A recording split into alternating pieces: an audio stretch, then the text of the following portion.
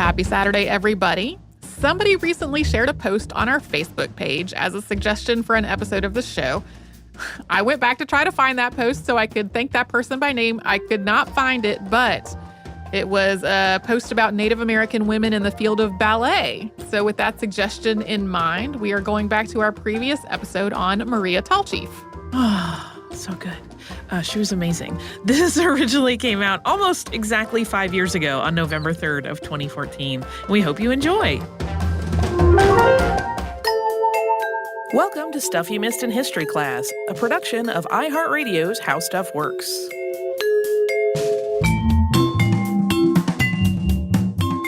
Hello and welcome to the podcast. I'm Holly Fry. And I'm Tracy V. Wilson.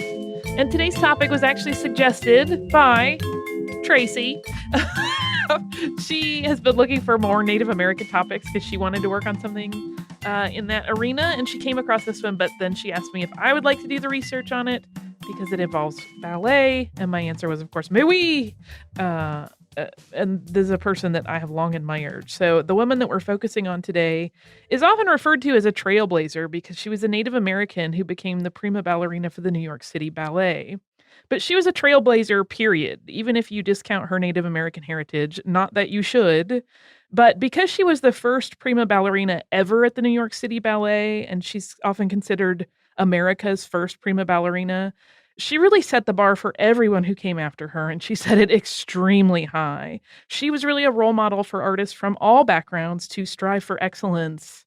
And no matter, what your upbringing or cultural heritage, she was just an amazing beacon of artistry and brilliance and creativity. And she is considered, as I said, to be the first grand ballerina of the United States.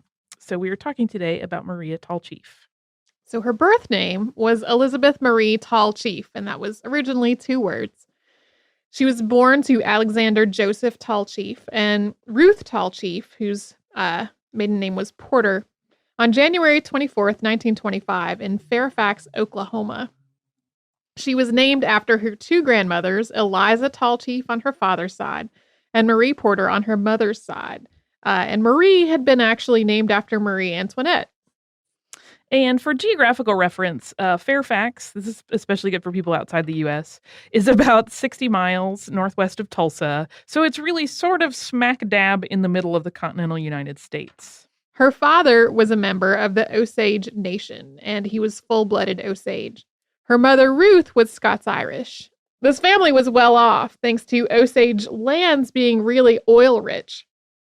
Her father wisely invested in real estate, and when recalling her youth in Osage, Maria said that it felt like her father owned the town.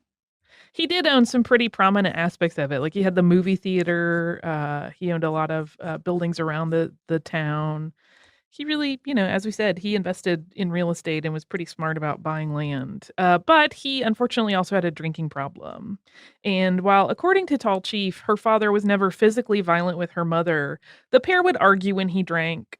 Sometimes they would argue about money because even though he did very well, it went out the door as fast as it came in. And he would sometimes go on drinking binges when these big checks from the oil royalties came.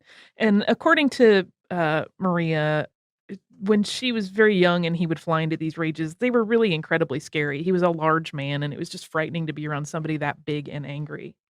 Ruth wanted Betty Marie, which is what the family called Maria, and her sister Marjorie to be educated in the arts. Visiting teachers would give them lessons in music and dancing, and when they were at their vacation home in Colorado Springs, they took lessons there as well.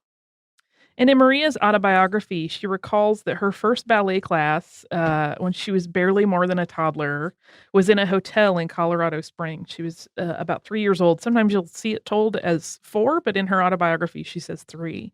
And she says, "What I remember most is that the ballet teacher told me to stand straight and turn each of my feet out to the side, the first position. I couldn't believe it, but I did what I was told." She studied music as well as dance, and she had perfect pitch. Ruth's dream for both of the daughters was that they would be musical dancing stars, but a career as a pianist for Betty Marie was also something that she considered. And Maria first danced on point at the very tender age of 5. And anyone listening to this who has studied ballet is probably cringing because they know this is far too early for a child to wear point shoes. The bones of the feet are still growing and they're not really strong enough for this. And the musculature of the foot is not ready to support the body on tiptoe in this way. It's really bad decision. And later teachers would be deeply dismayed by this early foray into point shoes. As a child, Betty Marie would accompany her grandmother, Tallchief, to powwows, and she was really entranced by the dancing and the songs that told the tribe's history. In her autobiography, which was written in the 1990s with Larry Kaplan, she said, "The rhythm of those songs has stayed with me." Betty Marie was also incredibly smart, even from a very early age. And when she was enrolled in school at age 5, it was not long before the teachers decided they had to move her 2 grades ahead just to keep her challenged, which to me sounds crazy. Like to move a 5-year-old into a class with 7-year-olds is a really big gap at that age, but there it was. When she was just 8 years old, the family moved to Los Angeles, California. Ruth still wanted the girls to have every opportunity to be stars, and there was some confusion about what grade Betty Marie should be in. 2 grades ahead, for reasons we just talked about, didn't really sit well with the new school. She was placed instead in what was called opportunity class, which was similar to a modern day gifted program. Yeah, and she still talked in her autobiography about how she was still pretty bored. They kind of couldn't keep her occupied enough. But she also studied in Los Angeles under well-known Hollywood dancer, teacher, and choreographer Ernest Belcher. And this was really a lucky happenstance. Belcher had actually been recommended to Ruth Tallchief by a druggist when she just kind of inquired offhandedly about dance teachers in Los Angeles. Belcher taught Betty Marie and her sister a variety of different dance styles over the years. There was ballet, tap, acrobatics, Spanish dance, and they even had to learn to play castanets. Yeah, and by all accounts, Maria was extremely proficient in castanets. Belcher, as I suggested earlier, was horrified that their dance teacher in Oklahoma had put the girls on point at such a young age. And he basically started their ballet training over entirely from scratch. He made it very clear that they had been really lucky they had not been injured by the carelessness of their previous teacher. As the girls were studying under Belcher, their mother was really eager to get them performing. Ruth booked the girls at Eastern Star lodges and county fairs doing Native American dance. And we have to kind of use air quotes there because this was a really theatrical production rather than an authentic dance. Both of the girls were really self-conscious about the whole thing. And when they finally outgrew their costumes, they were really happy about it because they got to give the whole thing up. Yeah, when she talks about it in her autobiography, you can tell the whole thing was horrible and uncomfortable and awkward. Before we get to the next stage of her education, do you want to take a quick word from a sponsor? Let's do.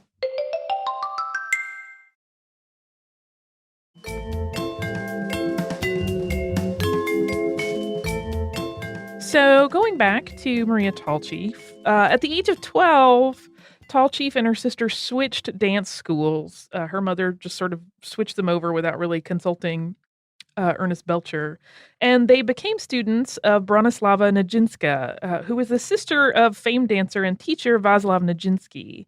And when she first entered the studio and saw this round, gray-haired woman who was counting pupils, Maria actually thought it was the school secretary, but it was, in fact, her new, very prestigious ballet teacher. She would later describe Nijinská as kind, but also intense. The Russian woman was a graduate of the Imperial Theater School in St. Petersburg. She didn't speak a lot of English, and her husband would translate awkwardly with directions that were along the lines of, "You are like spaghetti. You must pull, pull." Just clear as a bell, right? But apparently it really was pretty clear to the students what they were getting at. And it was under Madame Nijinská that Tallchief realized how hard she was really going to have to work if she wanted to pursue a career in dance. She was being taught and to really just think about dance constantly and live the life of a dancer at all times, not just during class, but, when walking down the street to carry herself, in proper alignment when she was waiting for a bus. Like, basically, she was being taught about the importance and the rigor of and precision of the art. But none of this deterred her in the least. It actually only served to make her more and more certain that dance was her true path in life. When she was 15 in 1940, she made her debut. She danced at the Hollywood Bowl in Chopin Concerto, along with none other than Sid Charisse. It wasn't perfect. Tallchief actually fell during the performance, although her teacher seemed unconcerned and reassured her that these kinds of things happen to everyone. Yeah, Maria was horrified, of course. Anybody that's ever performed when you have a huge gaffe like that, it's really unsettling and you feel very self-conscious and upset. But her teacher didn't seem really bothered by it at all. And while she was studying under Madame Nijinsky, Betty Marie was really exposed to a great number of fantastic dancers who would visit the studio to take classes when they were on tour, and it brought them through town. And she actually really caught the eye of several as a very promising performer.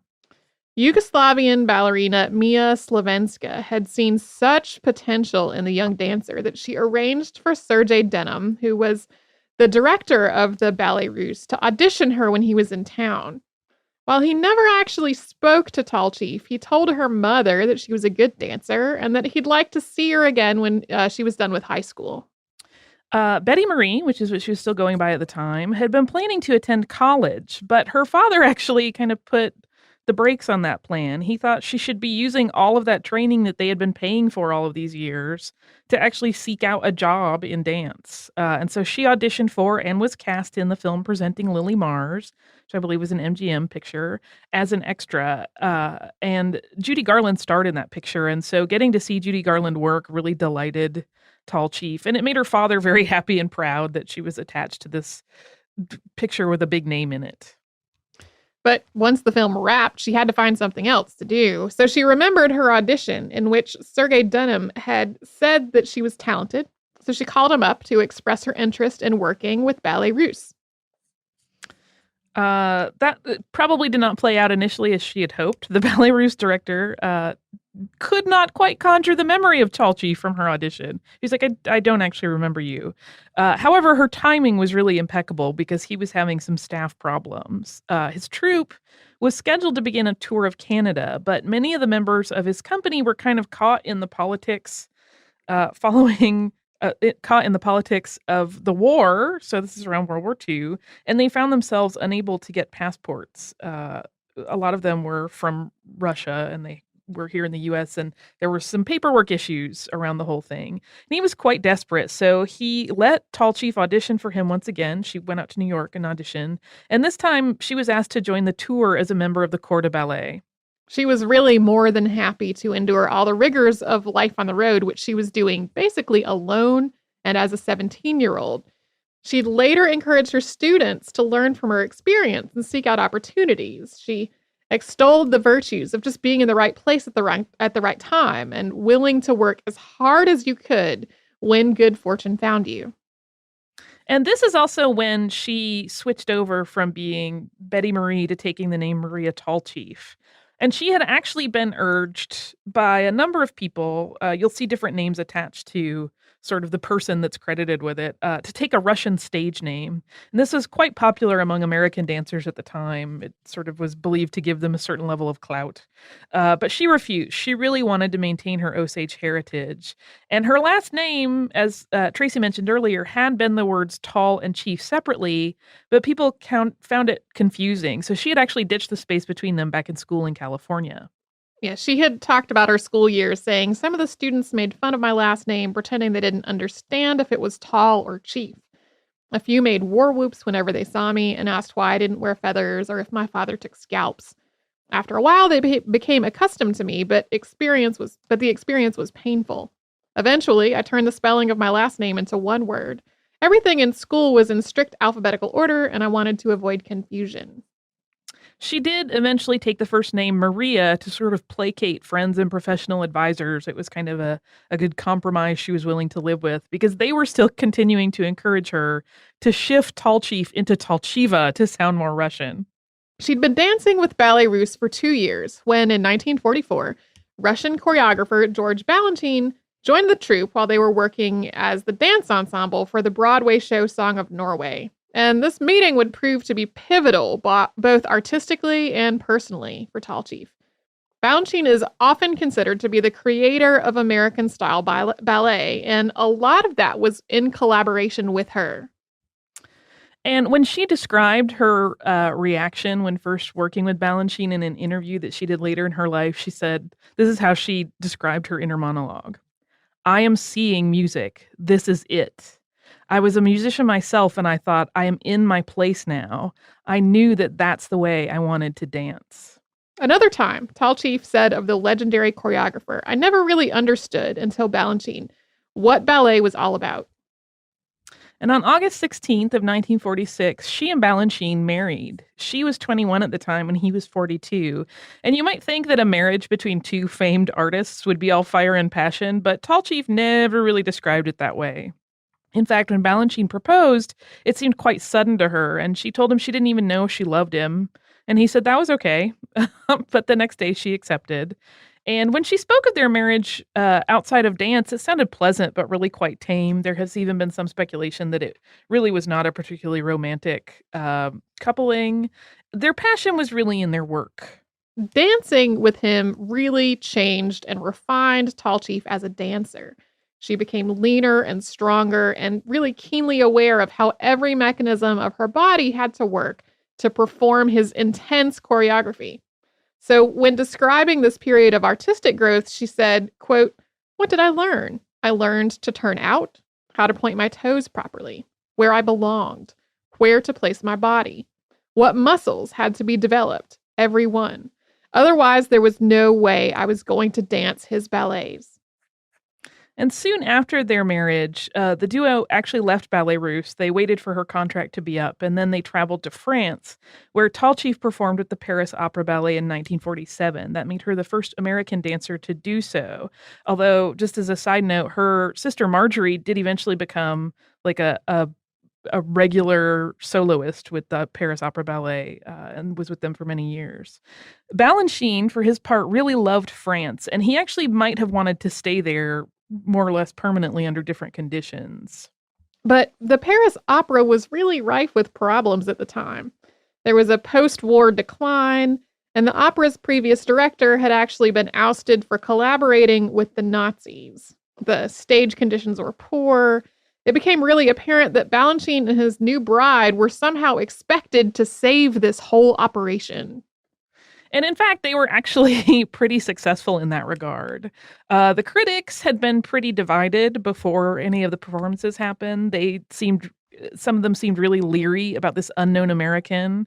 But once she debuted there, they universally praised Tallchief's dancing and her work with Balanchine. And in many ways, this really reinvigorated interest and faith in the opera house and its work. It wasn't long before the newlyweds returned to North America, which we'll talk more about after another brief word from a sponsor.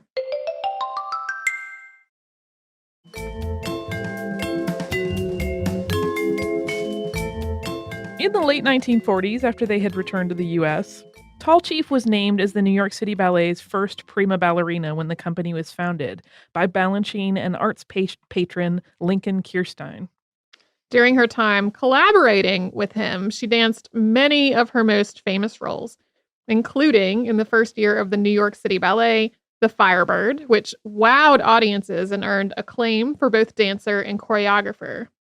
She also performed Eurydice and Orpheus with Balanchine's choreography, and that really cemented the role of the New York City Ballet as part of the New York cultural scene. Yeah, and if you ever want to see, there's some great footage of her performing Firebird that we'll include a link to in the show notes. She was so amazing because she just had such strength and such grace. She was tallish, really just a beautiful, breathtaking dancer. And it's no secret that Balanchine had many muses who he became both romantically and professionally linked to over his lifetime, and Maria did not stay his love for terribly long. They wound up separating in 1951, and they officially dissolved the marriage in 1952, but they kept collaborating creatively after that. But as Balanchine moved from muse to muse, often developing both the dancer and his choreography style in tandem, Maria took opportunities elsewhere. She would return to her home company and his choreography over and over, but she did dance other places as well. Yeah, it was really a whirlwind time for Tallchief. Her fame and her skill kept her in demand all over the world. In 1952, she did another film role. She played the role of famed dancer Anna Pavlova in the Esther Williams movie $1 Million Mermaid. She went back and starred as the Sugar Plum Fairy in Balanchine's original production of The Nutcracker in 1954. She performed with the American Ballet Theater. She partnered with the most well-known dancers of the time, including Andrei Aglevsky, Eric Brun, and Rudolf Nureyev. And she was actually romantically linked to several of the dancers that she partnered with, although only briefly in each case. Back home, June 29th, 1953 was declared Maria Tallchief Day by the Oklahoma legislature, and the Osage tribe bestowed the title of princess upon her. Not long after she and Balanchine had broken up, Tallchief married Elmurza Naturbov, who was a pilot, but that union did not last, and they were actually divorced 2 years later in 1954. In the following year, she met her third husband, Henry D. Buzz Passion Jr., and Passion was from a Chicago construction family and completely outside the art world. And she's often quoted as saying this, and it's such a sort of charming quote, which is why I think it's so popular. But she describes him by saying, he was very happy, outgoing, and knew nothing about ballet. Very refreshing. The two of them honeymooned all over Europe, but it was basically a working vacation for Tallchief, who was on tour at the time. In 1959, the couple welcomed a daughter, Elise, and Maria took time off from her dancing. But once her maternity leave ended, she was really happy to return to the stage for several more years. As the 1960s went on, Balanchine had really shifted his obsession as a choreographer to dancer Suzanne Farrell, who was 20 years younger than Tallchief. Her style was much more sort of ethereal and lyrical, whereas Tallchief's had been very fluid and very strong. He was just kind of shifting gears in terms of what he wanted to do. So he and Tallchief kind of weren't having the same creative relationship that they had had for a while. Tallchief's final performance was Romeo and Juliet, which she danced as part of the Bell Telephone Hour on television. She was ready to retire from performing after this, but not so much from the whole world of dance. At Balanchine's urging, she actually took on the job of heading up Germany's Hamburg Ballet, but she did not stay there for very long. At this point, her daughter Elise was 5. She was about to start school, and her husband Buzz was still working in Chicago. It was a family business. He couldn't really just pick up and relocate. So Maria decided that it was really in the family's best interest for her to return to the United States. She transitioned from dancing to teaching, and she was appointed the artistic director for the Lyric Opera Ballet of Chicago. She also founded the Chicago City Ballet, and she served as its artistic director for 7 years until it shut its doors. 1996 was a year of honors for her. She was honored by the Kennedy Center for her contributions to the arts in the United States, and she was inducted into the National Women's Hall of Fame. 1999 was a mixed bag. She received the National Medal of Arts by the U.S. government, which is basically the highest honor that an artist can receive. But it was also challenging for the famed dancer because her husband Buzz was charged with tax evasion, and he was eventually sentenced to 2 years in prison. But throughout it all, she remained steadfast. She stayed by his side. Her husband Buzz died in 2004. And then 9 years after that, after suffering a broken hip and some other issues, Maria died on April 11th, 2013, so just last year, in Chicago, Illinois, at Northwestern Memorial Hospital. She was 88. And to close out, Holly wanted to finish with a few quotes from people in Maria's life.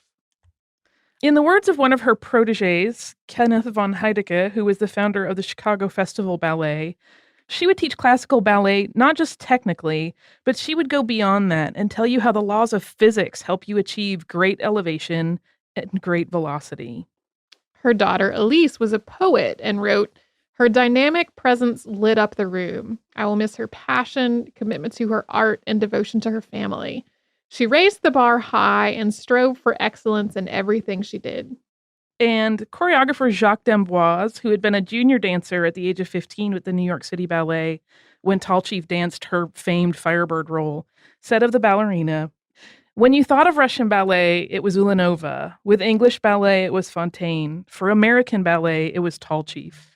She was grand in the grandest way." I love it. I thought you might like doing this one. I did, and I get so choked up over the stuff people said about her. Yeah. I was basically, I've been, I pretty much am trying to at least get ideas for episodes a couple of weeks ahead of when I research them. And I had been sort of poking around looking for something that was related to a Native American person or Native American history. And this was basically something I stumbled across and immediately thought, Holly. Well, and there's an additional story that we could possibly explore at some point in the future, kind of related, well, very much related to her. There were 5 kind of prominent dancers that came out of Native America around the same time. Her sister is included in that group. And for some reason, they just really all sort of prospered in the arts world and did some really amazing and incredible and noteworthy things. So she is probably the most famous of them. But if you have, a half hour or more to kill, Google her and look at videos of her online. She was so well spoken and just the epitome of elegance and grace and wit. She spoke of George Balanchine throughout their life, even after their failed marriage, with such fondness, and she clearly so respected him as an artist. And I could watch footage of her all day long because she was really amazing.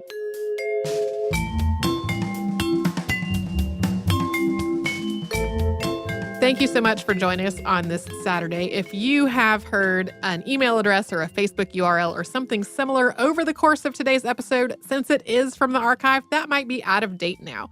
You can email us at historypodcast@howstuffworks.com, and you can find us all over social media at Missed in History. And you can subscribe to our show on Apple Podcasts, Google Podcasts, the iHeartRadio app, and wherever else you listen to podcasts.